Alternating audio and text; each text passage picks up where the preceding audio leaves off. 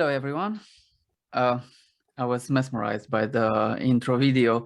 All right, so thanks everyone for coming, for joining. I'm seeing that some people are still joining, but we're going to start because we have quite a lot of things to discuss, and I think it's going to take even a little bit longer than 1 hour. But don't worry about it. If you cannot make it till the end, this presentation is going to be recorded and you will have access to it. Also, there are, if you have questions, please write, whenever you will have a question, please write it in the chat. I'll do my best to answer them throughout this webinar. Don't wait till the end, ask it right away, because I'm going to track the questions and try to answer them when we have all the context needed. All right, so basically that's very important. If you have some questions, please ask them right away. All right. Okay, so we can. I'm going to show you, as you will see, there's going to be also a part when I'm going to demo something in the IDE, and also I'm going to share with you some information that's quite difficult to find throughout on the internet, and that's how we are going to go through it. So again, thanks for joining this presentation. In today's presentation, we're going to talk about transactions and concurrency control, which are not very common topics, but they are very important nevertheless. Now, a little bit about myself. My name is Vlad Mihalcea. I'm a Java champion. I'm independent. I used to work for Red Hat on the Hibernate project, but now I've been independent for over 3 years. I write quite regularly. This is my blog, vladmihalcea.com, and parts of this presentation is also inspired by the transactions chapter that I wrote in this book, High Performance Java Persistence. So this is basically about myself. Now, the reason why I created this presentation, I wanted to share it with you, is to show you how easily you can, how easily things can turn out terribly, terribly when you have some problems related to concurrency control. Now, most of the time, you will read about companies that got hacked because of security issues, and there are plenty of them. If you remember, if you remember throughout the time, there are security issues that get discovered, like it was the Log4 shell or Spring4 shell issues quite recently, and some other security issues that were actually exploited, and companies got hacked because of that. But it's not very common for people to realize that even concurrency control issues can affect the well-being of a business. And I'm going to show you some real-life examples. Like, for instance, Flexcoin, who used to be, they were called the Bitcoin Bank in 2014. This company emerged along with Bitcoin, and their goal was for you to store the Bitcoins for them, and then to have them and access them from all around the world. All right, so there's one question: what is the role and value of learning about DB transactions, concurrency control for microservices? You're going to see in this presentation. That's the goal of this presentation. All right, so coming back to Flexcoin, this company, the goal of the company was to store your Bitcoin so you can access and use them for payments all over the world, because at the moment there were not many platforms over the internet that allowed you to exchange your cryptocurrencies. And Flexcoin wanted to serve you this, give you this service, but they got hacked in 2014, and this company no longer exists. They got hacked. They lost almost 900 Bitcoin. It was $600,000 at the time. It's much more in today's currency values. And the website is no longer available. You can only find it in Web Archive. And there you will see that in their post-mortem declaration, they said that they got hacked. And the reason why they got hacked was because they had a flaw. They identified a flaw And they told, by investigating the logs, they realized that the attacker used thousands of simultaneous requests to issue some transfers from one account to another. And because the balances were not properly maintained, they managed to actually to move more money from one account to the destination account. And this was not a singular event. Actually, around the same time, Poloniex, whose stack exchange is a very old stack exchange like Binance, for instance, they also got hacked, and they lost 12% of Bitcoin at the time. But they recovered. They didn't they didn't go bankrupt because of that. And they analyzed the attack, and they published a report saying it's the same pattern. The hacker discovered a flaw, and they placed multiple simultaneous requests trying to do the transfers. And because the balances were not properly maintained, they got hacked, and the attacker managed to get out more Bitcoins than they originally had. So that's what happened. And you might think, when you read something like that, you might think this is improbable. That's not going to happen to me, right? Because maybe they were using some shady NoSQL databases at the time that didn't have any ACID or transaction support. That might be the case. We don't know. But I'm going to show you, actually, now I'm going to show you that's actually extremely easy to replicate what happened to them. And we're not going to use some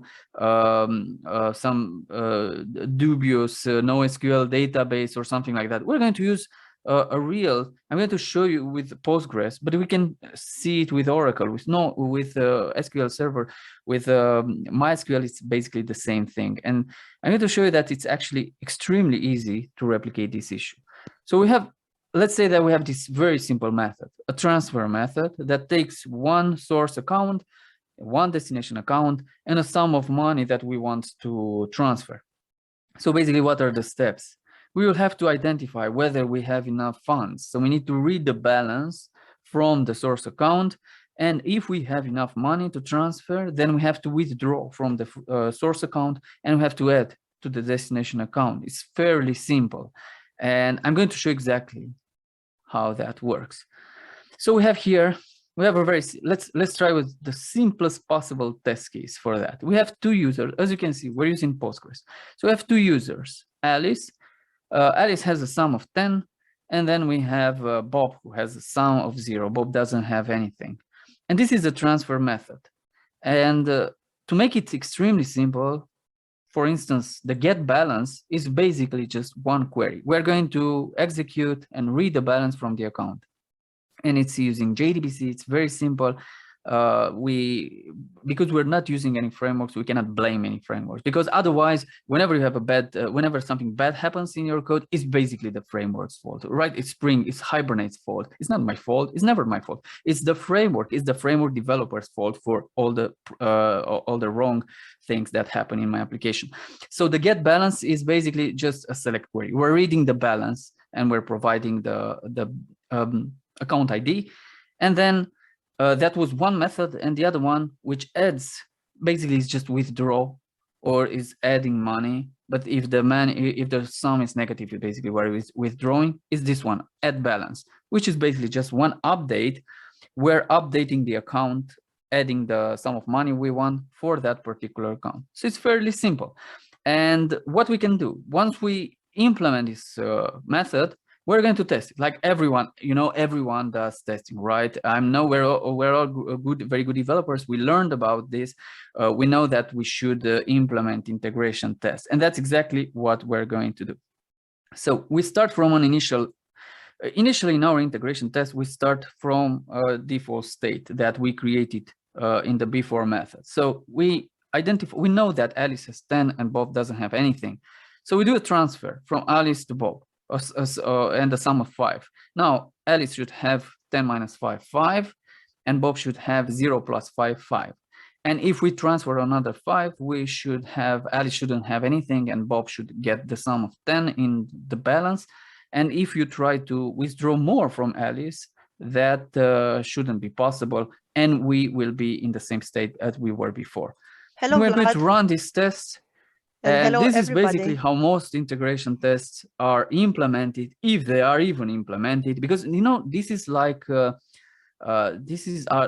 know, fundamental rules. Everyone, like, you know, you should be good, you should not steal, you should not lie. Everyone knows that, but then you know how reality works. And this is exactly like in software programming. Everybody knows we should write documentation, we should read the documentation, we should write integration tests. But then in reality, when you go back and take a look on the project that you're developing, then the reality might be a little bit different. But in this case, the reality is this: we actually wanted to write this integration test, and we ran it. It ran perfectly well. So now we can ship it. But there's if we do that, that's going to be a problem. But before that, let's try to see the question. Could you please share the source code? Exactly. The source code is available. It's here on GitHub. If you go to GitHub, this is my name, Vlad Mihalcea. If you go to GitHub, Vlad Mihalcea, you click on the second widget here, high performance Java persistence. This is the repository where everything I'm going to show you is there. So it's public and it's available to you. Okay, let me answer live. All right, and on the chat, some people were okay. They are writing. If you have, I think you have a dedicated Q&A section there. So if you have a question, please write it there. All right. Vlad, can I Yes. help you with a question from the audience? If you want, please. Yes, sure. I'm Floriana, PentaBAR product owner, and I will take the questions and address them to you, Vlad. Somebody asked earlier in this meeting, in the context of a ticketing application, for example, what would be the most judicious solution to avoid any race condition concerns, pessimistic lock, or eventually consistency? Well, and the answer, the only valid answer to every such question, it depends on your requirements, of course. Ticketing application. Now, that can be anything, possibly. It really depends on what is exactly your use case. You will have to analyze it. But throughout this presentation, you are going to be given a lot of things, a lot of recipes that you can use and apply them to your very specific use case that you have. Because think about it, if there were recipes to, or if there was a single recipe to any software development, to any project that requires software development, then we would be out of business. Actually, no one would need the software developers.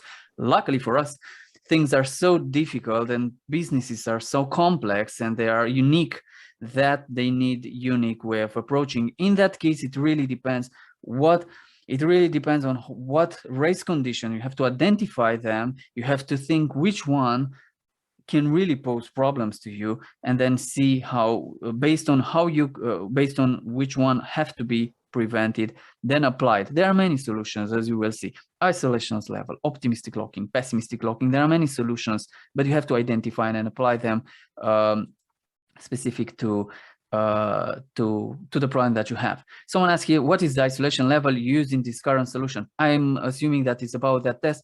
It's the default one. Since serializable is very tight, is there a trade-off on the isolation level? Of course, there's always a trade-off. We are going to see exactly what that one is.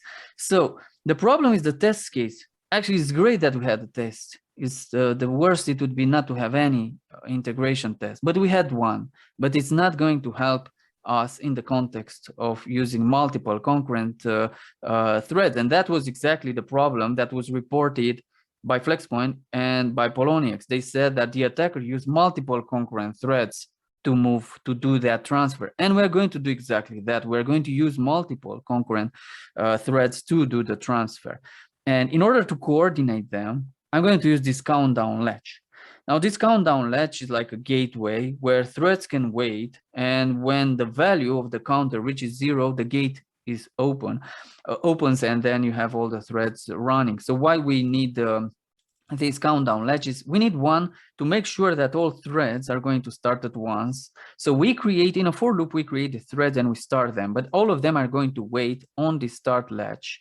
And once we have all the threads created and started, it's basically the main thread that counts down and and basically allows all threads to do the transfer at once to maximize the race condition the race condition probability there to occur of occurrence. And now, of course, because those are separate threads, we want the main thread we want it to wait. So we have an end latch which has the value of this end latch is the value of the number of threads, because at the end each of those worker threads is going to count this one down. And of course, when all of them have finished, this one reaches 0, and then the main thread can resume and is going to print the balance for Alice and Bob. Now we expect Alice to have a balance of 0 and Bob to have a balance of 10, right? And we're going to use here 8 threads for that, and we're going to run it. We're going to run this one and see how it works. So it's going to run a little bit with 8 threads, and we're going to go to the logs section. And now Alice has -5 and Bob has 15. So it's already we already spot there's already a problem there. So how you can get rich? By just increasing the number of threads here. So you do that, the more threads you are going to run, but in that problem there were thousands of threads, the more you are going to see the gap between the initial account and the other account. So now you see Alice has -30 and Bob has 40. So we identified it, and this is basically happening it's basically happening in Postgres. So what the problem is, you can identify what I haven't showed you. So I showed you the get balance, and I showed you also the add balance. I showed you that it's basically just JDBC, plain JDBC, to be simple, and a simple query. What I didn't show you how all that is being executed, because this query is being executed in its own transaction, basically, and this one in the same way. So now, what was happening in this very first problem that we have here? Basically, what we had the transfer was being done not atomically in the context of a single transaction. Basically, the read was done in one database transaction, and then adding each balance was done in a different transaction. Now, ACID and transactions can help you if reads and write are being run in the context of the same transaction, which was not the case here. And we can actually fix that. If we go there, you will see this test here. Default isolation level, again, Postgres, the same users, Alice and Bob, but now the whole transfer method is being executed in the body of the thread where the thread runs. So we're going to do this get balance and adding the balance and withdrawing and adding to the destination account in the context of the same transaction.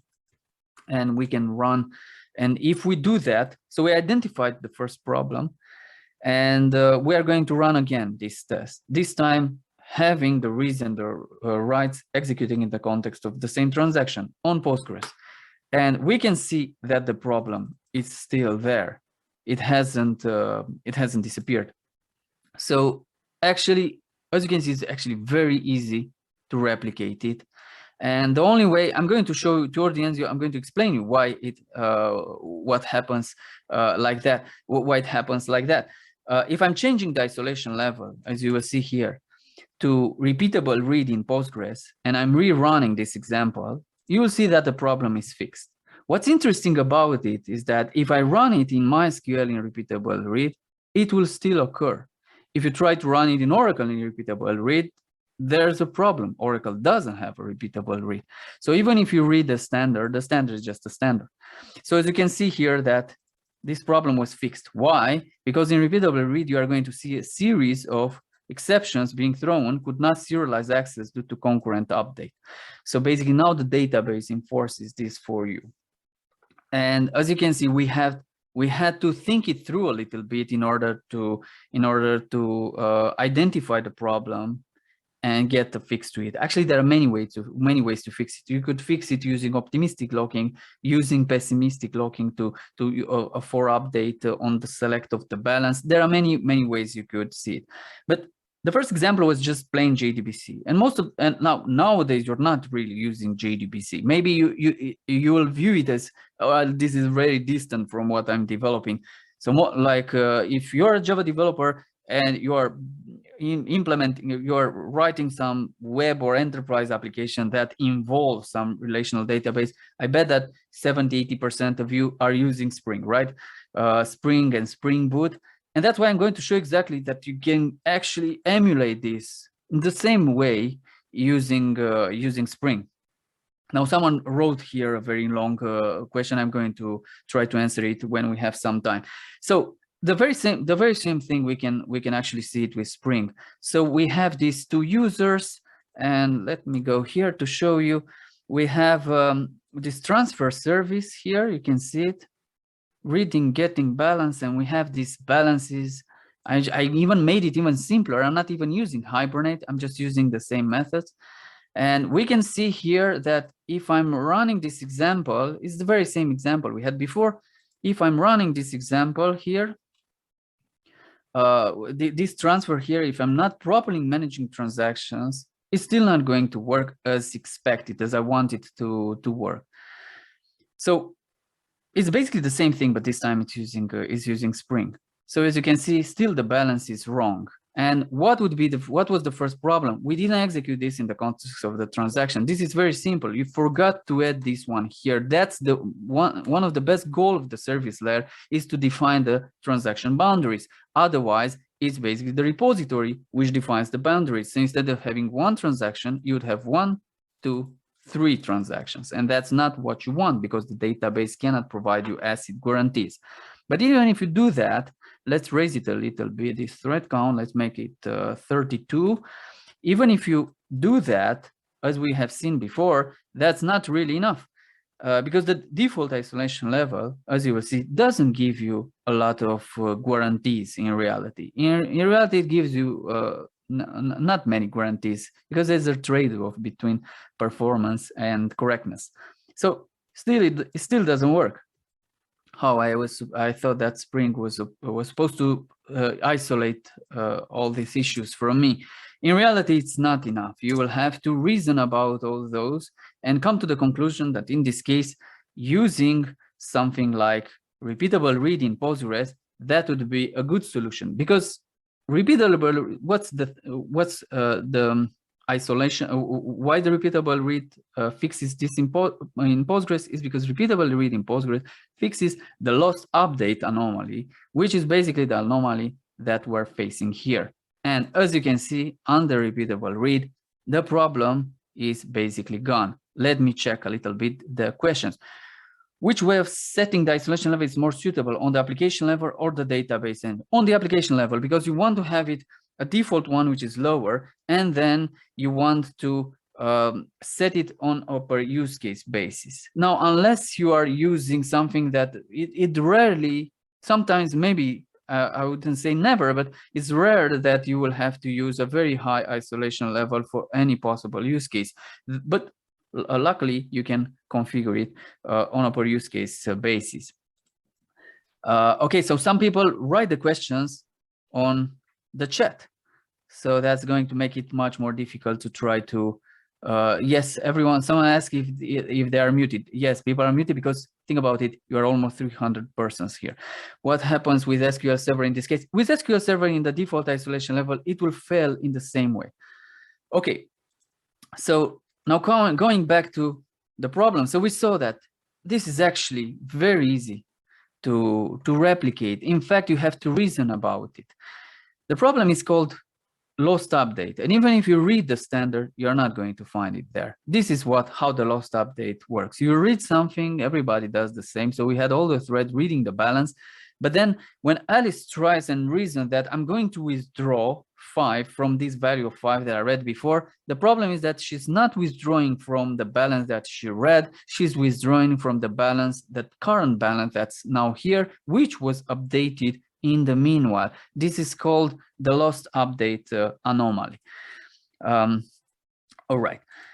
So the thing about this is that even if we manage to replicate it easily, you might think, but what if I'm using an e-commerce solution that's being developed, it's open source, it's being developed by almost anyone who wants to get involved in the project?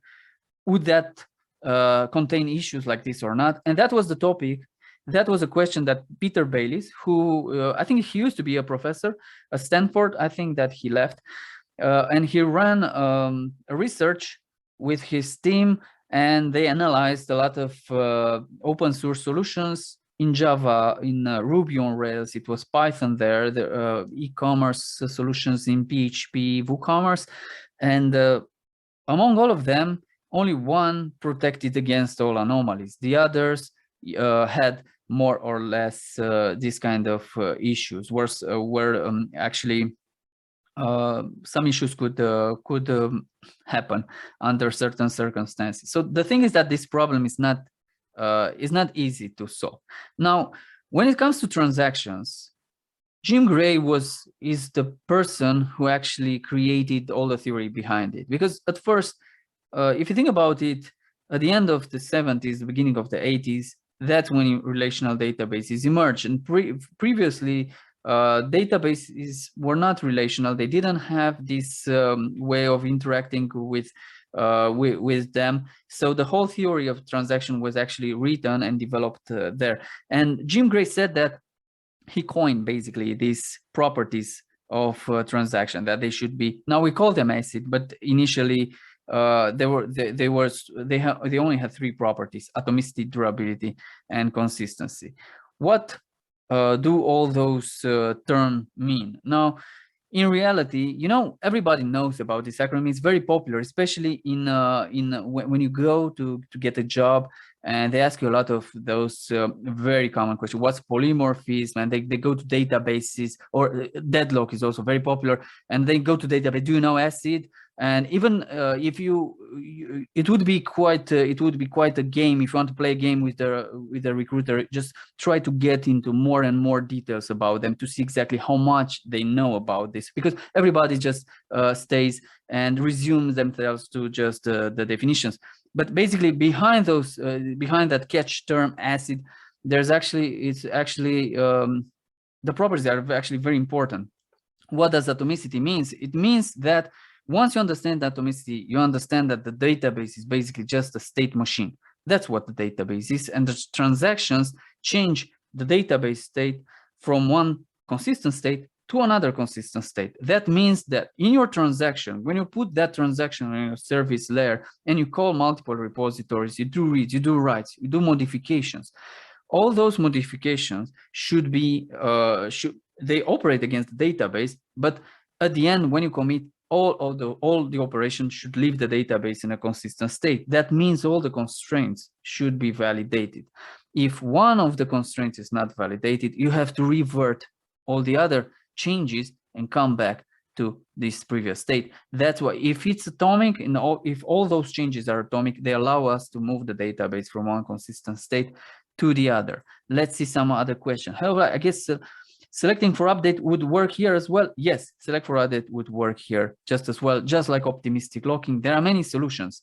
My goal for that test was to show you how easily you can actually replicate something that at first it might seem like very distant, very remote, very improbable to occur. So that's atomicity. Now, consistency is this term means different things in different contexts, which is unfortunate. But in the context of databases, consistency is much better if you rename it to constraints. Basically, that's what consistency. If atomicity gives you it allows you to move the database from one consistent state. Basically, it means that all the changes happening in the context of the transactions should validate all constraints. What constraints? Column types, column lengths. You cannot save an integer into a varchar. You cannot store a long or a big integer into a tiny int because it doesn't fit. Not null constraint, foreign key constraint, unique constraints, all those constraints should be validated. Even custom constraints, like this one, we could have added a custom constraint, which is standard. Sometimes I show people that you can build very dynamic or very advanced check constraint like this and say, oh, this is something new. No, this is basically, this has been around for 30 years in the SQL standard. And durability, which is the last one, which basically durability, once you understand durability, you understand how databases work. Because in reality, In a database system, everything is on, eventually everything is going to be on the disk. But even with the most expensive solid state drive, NVM, whatever, the most expensive one, if you buy it, you will see that it's basically terribly slow compared to the cheapest RAM memory that you have. And that has been the case for the past 40 years. And that's how databases have evolved. They evolved in this context. And that's why we have in the database something called a buffer pool, or share buffer, or in-memory buffer, or basically whatever name you will find it. There's a buffer there which allow you to store the pages that you read from the disk. That's why when you analyze an execution plan, you will see logical reads or physical reads. Logical reads means that the pages have been read from this buffer. Physical read means that the database had to go to the disk, which is of course much slower. So what happens when we apply modifications? Once you read or you have those pages there, you modify the pages right there. Ideally, on commit, you should flush all that. But that doesn't happen, because if that would happen, think about it. In Oracle, if you have a very large database, that could be hundreds of gigabytes. You cannot just flush that in an instant. It will take a lot of time. That's why databases don't do that. They keep on resyncing this over and over a longer period of time, like 5 minutes, which give you which leaves you to the case where you could basically unplug the database and lose all the state that hasn't been synchronized. And in order, that would not be durable. And in order to avoid that, what you need to do, the database basically needs to, at commit time, it needs to write down in the redo log just what it has changed during that transaction. Because if the database basically is shut down, upon restart, is going to verify the read log, see where was the last time where it got to synchronize the changes, and replay all those events, and is going to give basically is going to leave the database in the same consistent state that it was before the crash that happened. Let's see more questions here. I think people write them to the chat. If having a column with a version number should provide in the request before way to bring concurrency, I'm not sure what that means. I'm loving every minute of this. I'm glad you do. I'm also loving every minute of this. Will isolation serialize the fixed issue due to concurrent access? Of course, if repeatable read fixed it for us, serializable is surely going to fix it. Is going to fix it for you. Now, the reason I said to you that at first Jim Gray, when he created all the theory, that's quite cool when you think about it. You had one person who basically, when he was given this task, you know, when you go to work and you are given a task in Jira. Now he went to IBM, he was working for IBM, and he got on Jira this task. You should design a relational database. So he had to do that. And he basically had to develop all the theory related to transaction. Now that's something quite remarkable about it. And of course, it's remarkable because he got the Turing Award in return for that. The thing is that there are only 3 properties. Those 3 properties, atomicity, durability, and consistency. Where is that I in ACID, which is isolation? Initially, everything was meant to be serializable, because at first he envisioned that why would I create a database that would not be correct in the first place? It should be, of course, it should be correct, because this is data, and this data is important to businesses. The problem is that when you correctness and concurrency, to have both of them, sometimes you have to make a trade-off between them. And basically that trade-off, eventually everybody realized. Now, if you think about it, we also had the test in the beginning, that serial execution test, which ran perfectly. There was no issue with it. Everything ran perfectly. The only problem we had with our transfer method, when we tested it with multiple parallel threads. The thing is that even for us, for our brains, it's very easy to reason about things when they happen serially, in a serial execution, one after the other. You have this, that one ends, then you have that one, and then you have that one. That's how we like to envision things, because in reality, things don't happen that extremely fast. So we get to see exactly how they occur, one after the other. And basically, if you remove concurrency altogether, of course, you are not going to have any concurrency issue. There's a very popular technology that we use every day, even more popular than Java, that basically works exactly like that. It's called JavaScript or Node.js. That's exactly how they have one event loop, they run in a single thread, and of course, they don't have any concurrency issue because you don't have any concurrency. There are even databases that do that. Voltdb, which basically can do that because it's in memory and it can work in a single thread. In fact, when they developed it, they realized that if they added threads and concurrency control, that would make it slower than if they executed everything in a single thread, because all the data was in memory. So the bottleneck was basically the concurrency control algorithm they had they had to enforce there.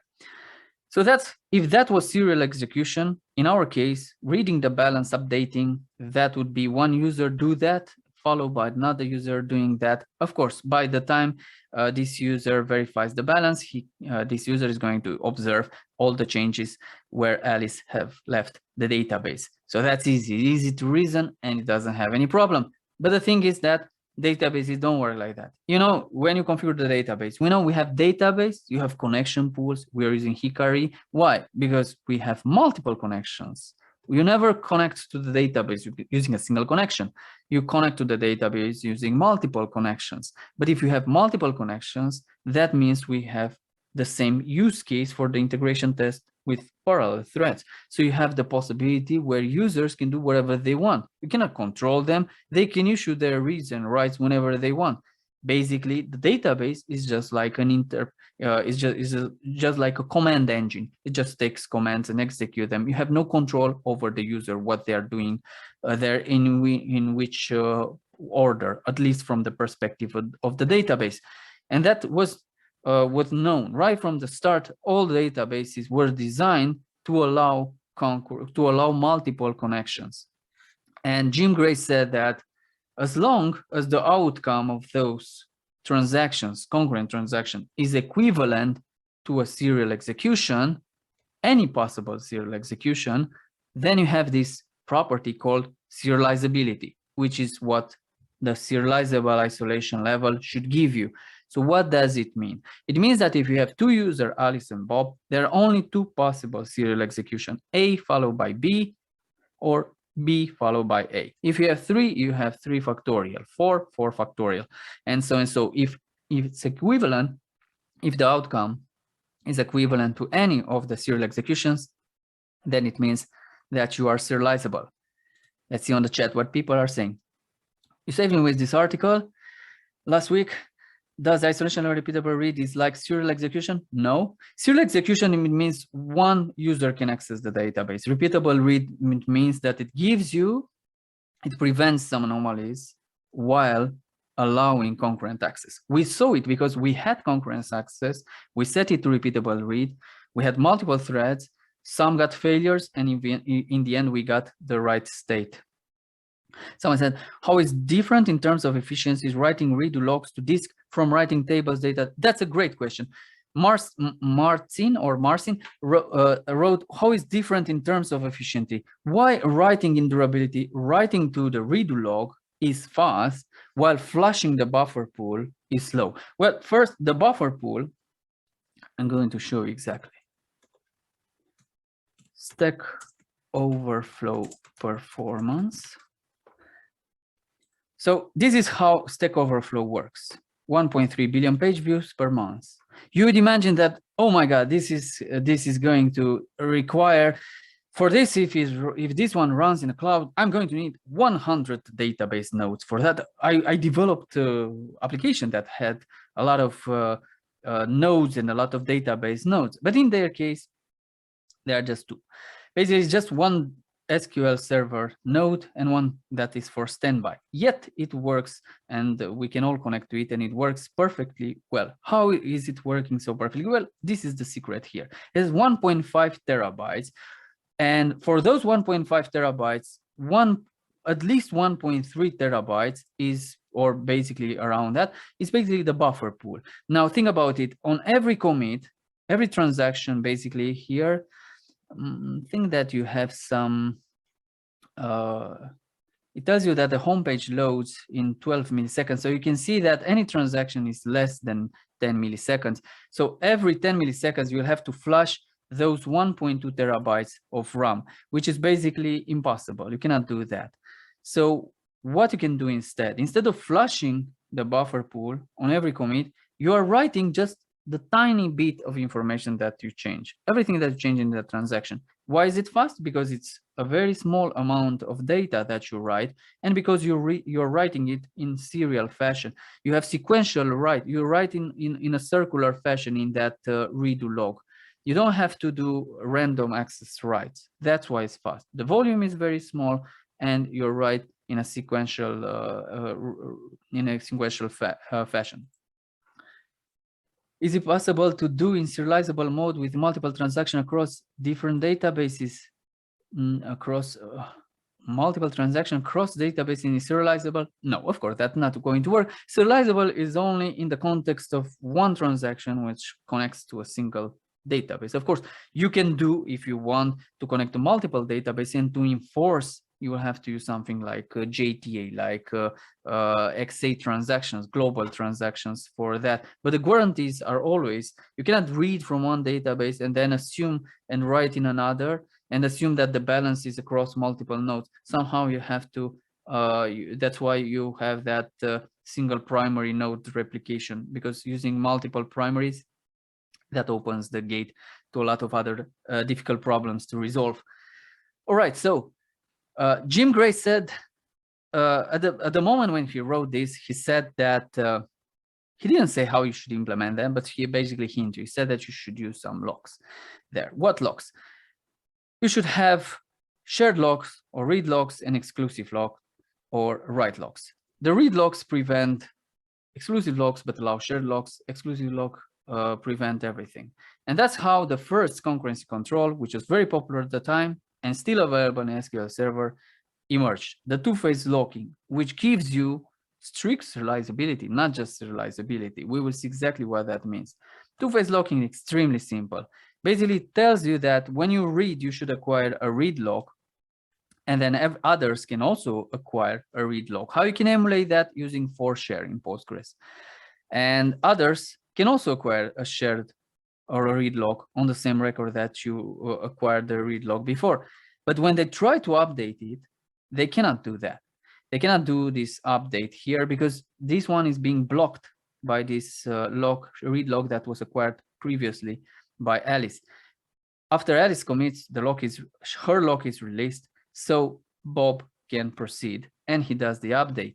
Now Alice is going to start a new transaction, and she tries to acquire this shared lock on this record, but she cannot do it because Bob has acquired the right lock on this when he did the modification. So until Bob releases the lock after he commits, Alice is going to block. That's how two-phase locking works. It's a pessimistic locking approach, and this one could have prevented the issue that we had before. And I said that it gives you strict serializability. What it means? It means serializability, which we saw before. It means to be equivalent to serial execution, and it gives you this one as well, linearizability. What does linearizability means? It means that if you have multiple nodes, you can view the system as one. So if you do a modification, when you read, you instantly read the last state that you read. That would mean to be linearizable. In reality, if you're not, you will see a lag between the primary and the replica nodes. And if someone does a modification, modifies this balance we had here from 50 to 10, and I'm reading from the replica, time flies from left to right, and I'm reading the old balance, I'm going to assume that I can withdraw 40 from this value, but in reality, I'm going into overdraft mode because there is some asynchronous replication. That's what it means not to be linearizable. And the thing is that linearizability is not only restricted to database systems or cache distributed caches or something like that. Even in Java, you have it. For instance, because we have on our computers, on our phones, because we have multiple cores, we have multiple caches, reading writing in a thread and reading another thread is not guaranteed to read the latest state unless you're using volatile or you're using synchronized. And that's why we have these keywords, because otherwise we don't have this linearizability, not even in Java. The problem with locking and two-phase locking is that they hurt concurrency. And this is given if you read Java concurrency in practice, then you stumbled on this Amdahl's law, which tells you that the more locks, the more is the serial execution, the more the portion of serial execution, the less you can scale. But the problem is that in Amdahl's law, you can still scale to infinity, which is, we know that is not the case. And a much better way to represent reality is this universal scalability law, who was coined by Neil Gunther. And he said that in reality, a system that you try to increase the number of threads, the number of database connections, and it gets more and more traffic, it will scale up to a certain value. Afterwards, is going to, not only that you are not going to get better scalability, obviously, better throughput, but actually it's going to be worse. And you can know, you know that, because you know that if you're using parallel stream or parallel threads to try to sort an array and you're using 1000 threads, it's not going to work faster than if you used 4 threads, because you only have 4 CPU cores on your system. So you already know that, because the gap here is given by the coherency cost of maintaining all those multiple threads. And also the thing is that whatever was developed back then is no longer the case, because back then when Jim Gray created all the theory behind it, the largest deployment of software were in airline or banks or insurance companies, and they had like 100 active transactions. Now on the internet, that's no longer the case. And that's why newer concurrency control methods have evolved. Will the recording be available? Yes. It's going to be available. It's recorded as we're speaking. So now we have this thing called MVCC. When you read MVCC, it sounds so, it sounds so new. This is new. I'm going to use it. This is fairly new. Actually, this is new like 1984, that kind of new.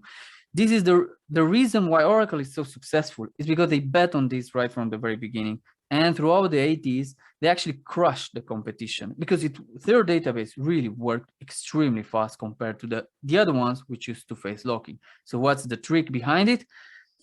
When you're using MVCC, basically when you read, you don't take a read lock. And when you write, you're taking a write lock, because you cannot update or change or delete the same record at the same time into parallel transactions. But basically the writers are not going to block the reader. So even if you do a modification, others can still read the previous state. That means you have to have a log for the previous state, which we already know we have. It's the undo log.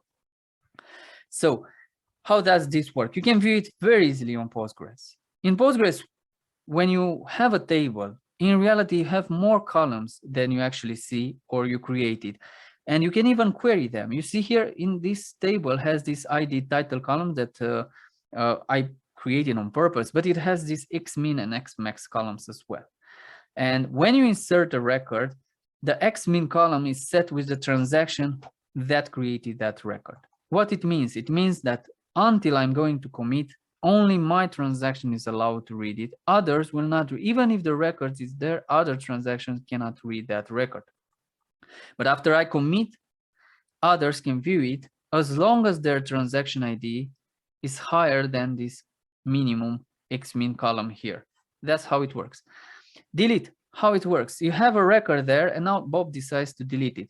The delete is basically just a soft delete. It marks the xmax column to the value to the transaction that made the delete. Until I commit, if I'm trying to do a select, Bob is not going to read it.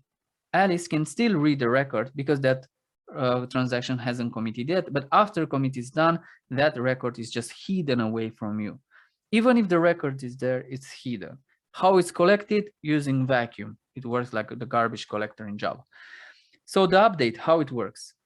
When someone does the update, if Bob does the update, what it means, the old record is being marked as deleted and a new one is created instead. That's why it's called multi-version. At this very moment, before Bob's commit, if he does a select, he's going to observe the latest version, while Alice in the same time is going to observe the last one. So the database just manages two versions of the same record at the same time. That's how it works. This is MVCC. It doesn't take any logs for reads, only for writes, to avoid Alice from writing the same thing, the same record, until Bob decides to commit. If Alice wanted to do that, she would have blocked. So that's how it works. But the difference between these is that two-phase locking, which is a pessimistic approach, and MVCC, which is an optimistic approach, take a different, and you get different outcomes when it comes to transactions. Let's assume that we have this use case here. In two-phase locking, if you read the sum of salaries in a department, and someone does the same and tries to insert a new employee here, that one will block by this lock that Alice took here. But in two-phase locking, basically, this one is not prevented, so it's optimistic. You don't take any lock here. You allow others to generate a conflict situation, but then when you want to commit, you will detect it. When you want to do your change, it will detect that it will not serialize. That was the case also with Postgres as well when we moved it to repeatable read. Is there a limit to how many versions are maintained? The limit is basically, yes, it's basically given by the memory, how much memory you have. It's always given by the resources. Even if it's not enforced, it's being given by the resources that you have on your computer. And also the number of connections, because you cannot have more transactions than the number of connections that you have to the database. But ideally, you should keep your transaction as short as possible to minimize, because the more the database has to do, the more it's going to affect the performance. All right, so this is how it works. If we have this situation here where Alice reads the sum of salary in serializable, Bob issues the insert, and now Alice issues the update, we will see that this will work on all the databases. And this, in our case, in serializable, we will say, okay, but why is it working like that? Because this is basically equivalent to serial execution. If Bob executed here, then the outcome would be the same. So sometimes this is not strictly serializable, but it's still serializable. So what is all the deal with that? Those are the implementation, but in reality, those implementation allow us to prevent anomalies. In the standard, there are only few anomalies that are mentioned, this one, but in reality, there are many more. For instance, dirty read, this one is in the standard. What it means? It means that if I have a record that is being updated by a transaction, if dirty read is allowed, it means that other transaction can read it even before this transaction has committed it. If the transaction commits, no problem. But if that transaction rollbacks, then I'm going to use a value of a record that is no longer found in the redo log or in the transaction log. Most of the time, this is a problem. Sometimes this is a feature, not a bug. For instance, if I have a batch process that does a lengthy transaction and I want to display a progress bar, then I need to have this dirty read to go into that transaction and read how much did they how much the batch process has done in the meanwhile. Non-repeatable read, it means that we start from a value, someone reads that value, someone changes in the meanwhile, Alice changes that value and commits, and when I'm rereading it, I'm going to read the new value. And in between here, maybe I was taking some decision based on this, and that value has changed in between. You can see here that this one is not serializable. Why? Because in between two of my reads, someone has interleaved their actions. This is not equivalent to a serial execution because these actions are being mixed, the reads and the writes. Phantom read means it goes to ranges. So now I'm not only selecting a record, I'm selecting multiple records from a select, like all the comments of a given post. Someone inserts a new comment, I'm rereading it, I get a new value. This is where the standard stops. But in reality, you have many more anomalies. Read skew. Now, in this case of read skew, I start with a one-to-one table relationship between a post and a post details, which marks the user who made this modification here. Someone reads the post, in the between Bob modifies the post and post details and commits. And when Alice resumes and reads the post details, it will have this post with the title transaction updated by Bob. But this combination never existed. It was either this or that. That's how a read queue is generated. Someone wrote here, does serializable mode block the readers while updating is happening? It depends on the database that you're using. We will see exactly why. It depends on the implementation. In general, you will see that there is no general things related to that. It always depends on the database that you're using. Write queue, you start from the same assumptions. You have these tuples that have to be synchronized. Both Alice and Bob have read them, but now Bob wants to modify. Bob wants to modify this post here, and he updates the post. He doesn't have to update the post details because it's the same value that was before here. And that could happen, for instance, if you're using Hibernate with dirt checking. Even if you modify the entity, if the entity hasn't really modified, the Hibernate detects it hasn't modified and it doesn't generate the update. In the case of Alice, maybe it was a merge from Hibernate where you provide the post and post details, and it does the select, it updates, it copies the detached state, and Hibernate determines that only the post detail has to change, and that one is allowed because it's not being blocked by anything from Bob there. And if both are allowed to commit, then the post with title acid was updated by Alice, which this combination never existed. This is a write queue. And the lost update is basically the problem that we had in the very beginning, the one that was causing the issue with the balance. We already saw that. Why I'm showing this, because the standard tells you have 3 problems and 4 anomalies that prevent them like this. Serializable prevents everything, repeatable read should prevent at least this. There's no problem if it prevents more, but it's not required to do so. And this is the default on many databases, read committed. Repeatable read is the default in MySQL. But this is theory. In reality, you get this. Oracle only has 2 isolation levels. Read commit in the default only prevent this and allow a lot of anomalies. And serializable, which is not really serializable, is snapshot isolation, prevents almost all anomalies except from some classes of write queues. SQL Server, if you're using the default one, it uses two-phase locking by default. That's why you don't even mention, the standard doesn't even mention the other anomalies. But if you switch to MVCC, you will see that snapshot isolation is not really serializable. It's not even called like that. Postgres, read committed and read uncommitted are basically the same. Read uncommitted is just an alias to read committed. Repeatable read is basically the snapshot isolation in Oracle, which prevents a lot of anomalies except for this one, but it prevents lost update. That's why when we switch to lost update, it got that problem fixed. And serializable prevents everything. And in MySQL, this is the default, which doesn't prevent lost update and write queue.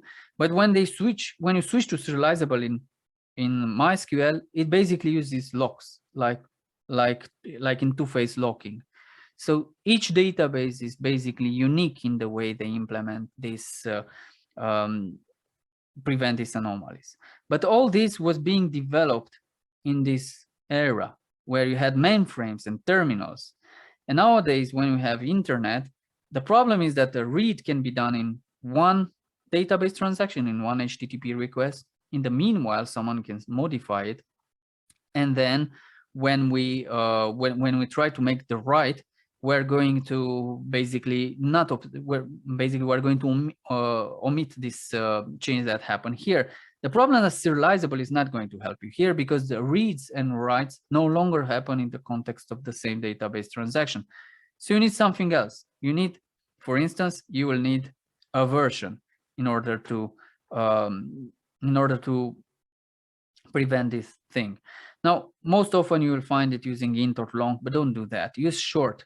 Short is just fine. Basically, it only gives you the probability of occurrences of how many updates transactions you can allow in between reads and write. 65,000 is basically more than enough.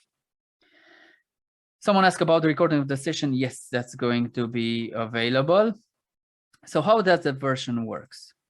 If once you have the version, you read the version, and when you try to do the update, you are going to bump the version up but you are going to filter by the version. So you're not going to apply the version if the version has changed. The same for the delete. So how would that work in our case? We're reading the product, quantity 5, version 1. The batch process modifies the quantity, tells you in the warehouse there's nothing left, but it changes the version. Now the version is 2. And when Alice tries to place this order, it tries to decrease the quantity and do the update against the version 1, that one is going to fail, because the update count here, this one is going to return an update count of 0, and Hibernate is going to throw you that optimistic lock exception, and your transaction is going to be automatically rolled back. I'm going to ask my colleagues at Pentalog now, can we proceed even if we, I have plenty of time, but we're not, we still require some time to finish this because we still have some. If that's okay, I can proceed. Otherwise, I'm going to take some questions, but that's basically based on their call because sure, I didn't Vlad. set up the, yes? No problem. No problem. What is suggesting to use short over int or long? Yes, that's a good question. Why do you think I'm suggesting to use short over long? Think about it. Long takes 64 bits, is 16 bytes, right? Short is only 2 bytes. If you can save that amount, or in this case, int is 4 bytes, if you can save 2 bytes per table, and you have a table, you have a database of 1 terabyte, that would be quite a lot. If you have 1 billion records, then you saved 2 billion bytes just for using short. You might say, but I have plenty of disk. Yes, you have plenty of disk, but even Stack Overflow doesn't have plenty of memory. They only have 1.5 terabytes. If you waste a lot of memory on all those columns, you are not going to fit a lot of pages in that buffer pool there. That's why you should strive to use the columns that are as compact as possible. That's why you don't want to store enums in string columns, although it's very nice to see them there. It's a waste of it's just a waste of resources, because an enum is limited in size and it can fit perfectly nice in a tiny int in a single byte, an enum value, and so on and so on. You don't want to store for instance, if you have countries in a long column, because you will never have, even in int column, you never have 4 billion countries, because if we have that, the world that we know it probably is not going to be as interesting as or easy to manage as we believe it will be. So that's why using short, it can save, it gives you the same protection, but against this anomaly, but basically at less cost. It's like getting something at a much cheaper price. So that's how this one works. What's the problem with this? It's very easy to add the version column, but then you are going to bump into a lot of optimistic lock exceptions. If the more threads you have, the more you can bump into this. If you have Alice, Bob, and Carol reading this post and reading this initial version, Bob changing the title, Alice changing the title, that is going to work because she's the first one that has applied this update. But the next one, Bob and Carol, are going to fail because the version has changed. Now, the problem here is that the title, the likes, and the views are not conflicting in reality. Yes, they are stored in the same table, but they shouldn't prevent modifications, because why would the likes and the view affect the update on the title? But having a single version prevents us, and we have this issue. So what you can do, you can either split using multiple one-to-one table relationships, and then you will gain multiple versions. And now each one writes to its own table. So this one you can scale this optimistic locking scheme, or you can use this optimistic locking with the strategy dirty, where Hibernate doesn't require this version column, because now it uses the previous state of the properties that you change in order to, in the predicate of the where clause, to allow the update to happen or not. And this one will scale as well. Let's see the questions here. Is there any observation on performance gained by MVCC over two-phase locking? Yes. The reason why all databases switch to MVCC over two-phase locking is for performance. If it wouldn't be for performance, they wouldn't have done it. Think about it. Oracle, SQL Server, Microsoft, IBM, they have multi-billion-dollar budgets. They can hire. They actually hired researchers. Jim Gray actually worked for IBM and then was hired by Microsoft.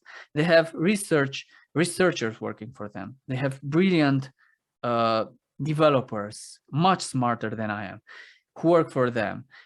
If all those smart people couldn't determine that MVCC was faster than it's faster even if you put it in mathematically, it's faster, because if by taking less logs, the universal scalability law tells you that you are going to scale better. But think about it, if all those people couldn't determine if it's faster using tests and applying that theory, that wouldn't have happened.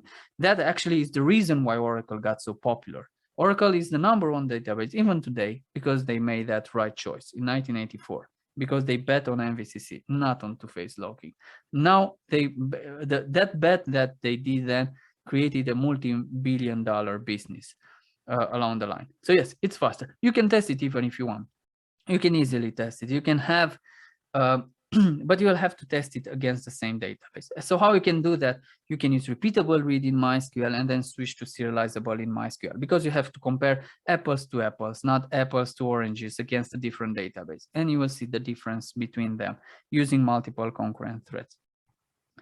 All right, so this is another solution for this, the way how you can scale it. And there are some other optimistic log approaches that JPA offers you, and Hibernate, one of them.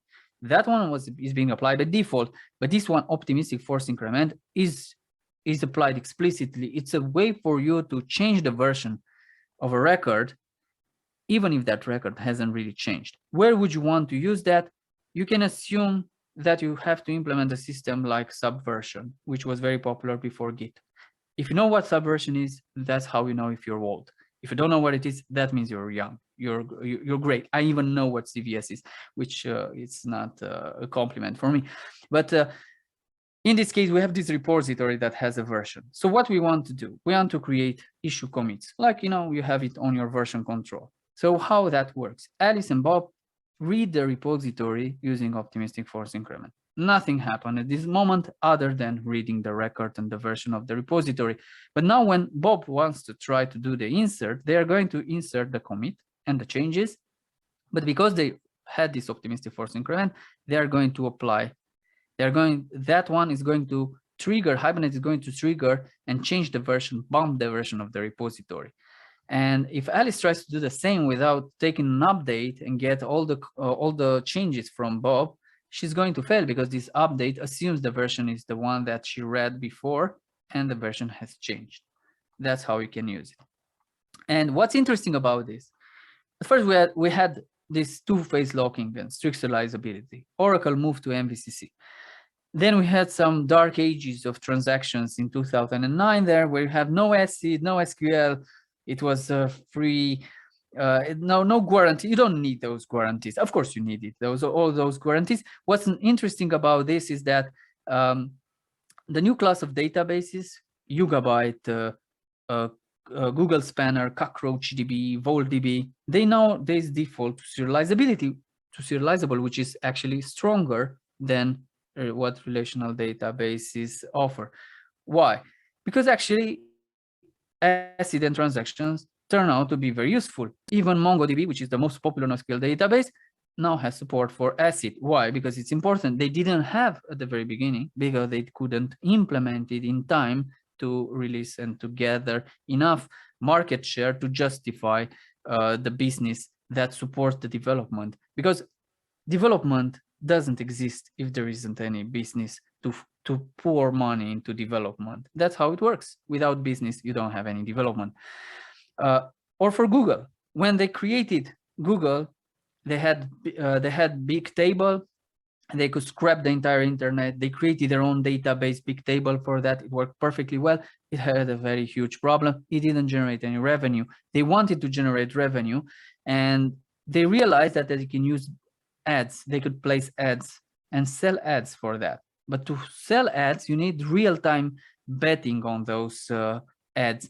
So the one who pays more is going to get the slot for the ad.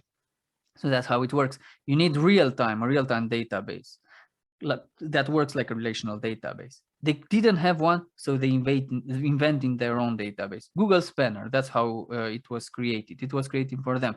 So when they invented it, they could create and decide what isolation level to use by default. And guess what? They use serializability. Why?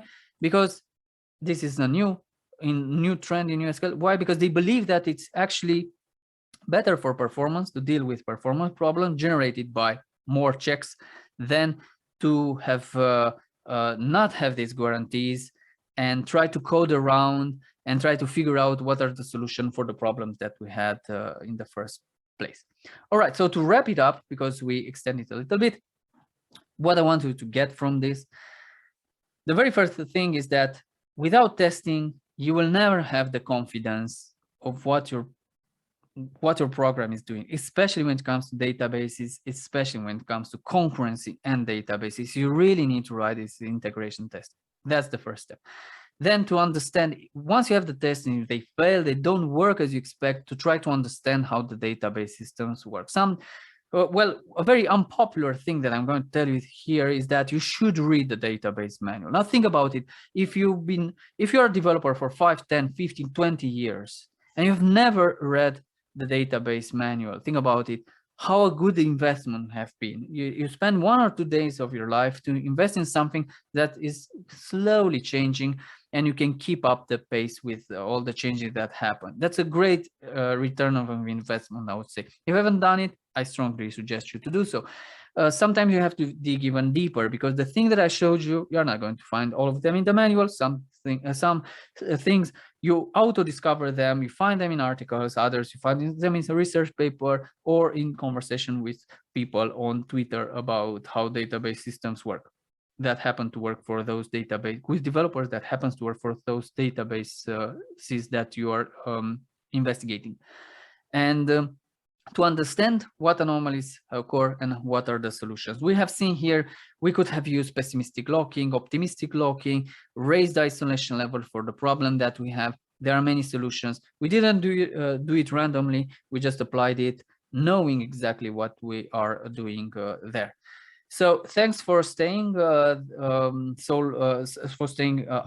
to this. I'm sorry that I couldn't fit into the 1 hour, but I took some questions in between.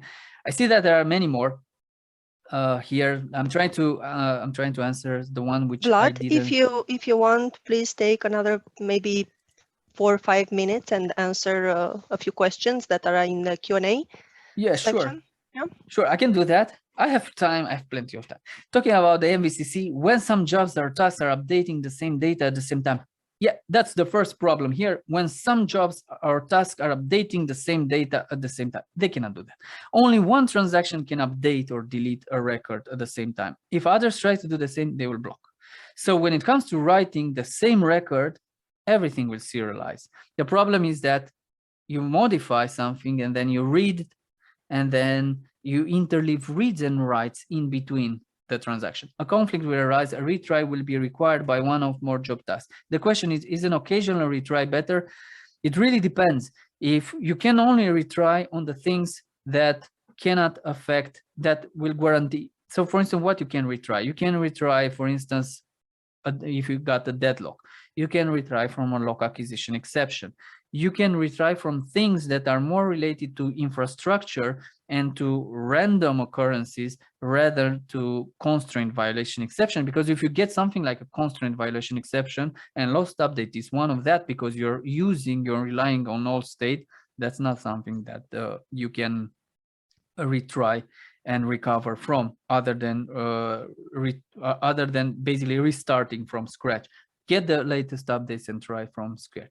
In that case, yes, pessimistic locking, as you say, would prevent the anomaly and will allow you to. It's also better for the, in some cases, it's also better for the end user, because trying to restart the same action 3 times until it works, it will not be very user-friendly.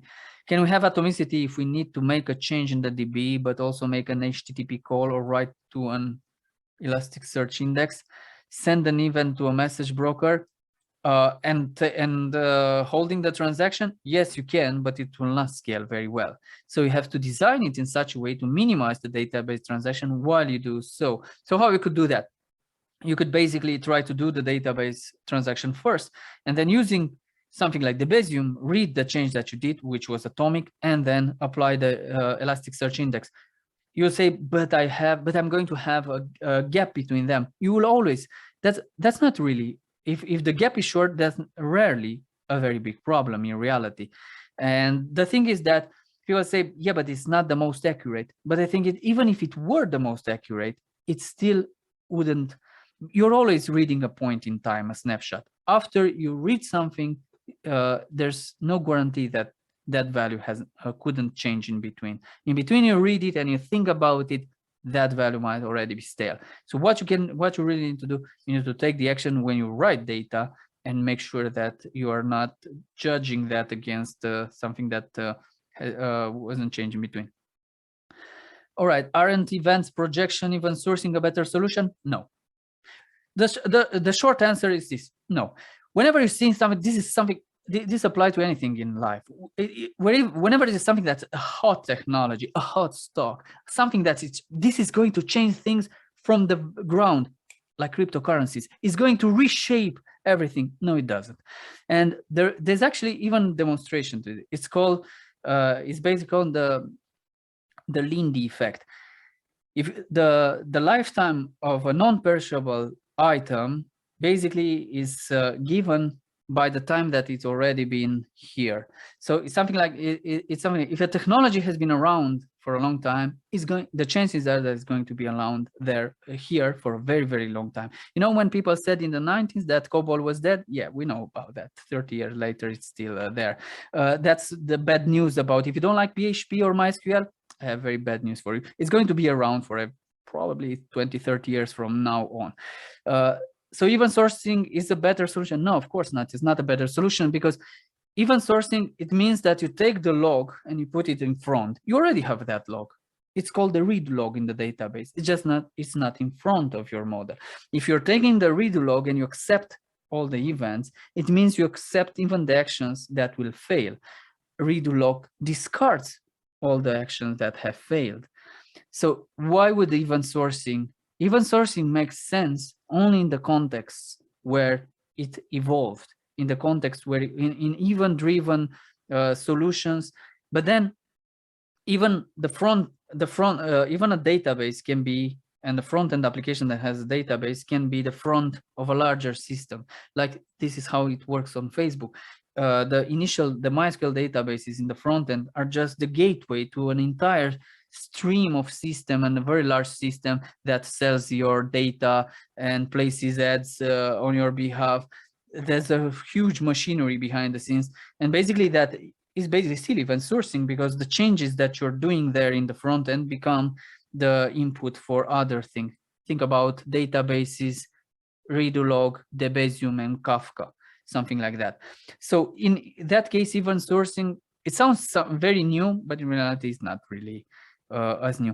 And events that are immutable, yeah, that sounds great, but in reality, think about Google and Google Spanner. When you want to sell ads in the real time, you really need to have the latest state. Otherwise, it will not work, because you need to play those ads in real time, and only the one who bids, who is the highest bid, should get that money. Otherwise, you are not going to have a competing business. So it really depends on the problem that you have. There is no pattern. Like microservices are going to change everything. Oh, of course, they're not going to change everything. There's just one pattern where you have to apply it to a system. Microservices are to scale people and organization, not really. It's not really a technological, as more of an organizational problem that Netflix had in their company there. All right, so I think there are many more questions there. Unfortunately, we'll not have the time to answer. Yes, they keep on coming. They keep on coming here. All right, yeah. So let me see on the chat. So maybe one or two more, and then we can wrap up. Yes, sure. Is it worth to redesign the database if the existing database design has slowed the system?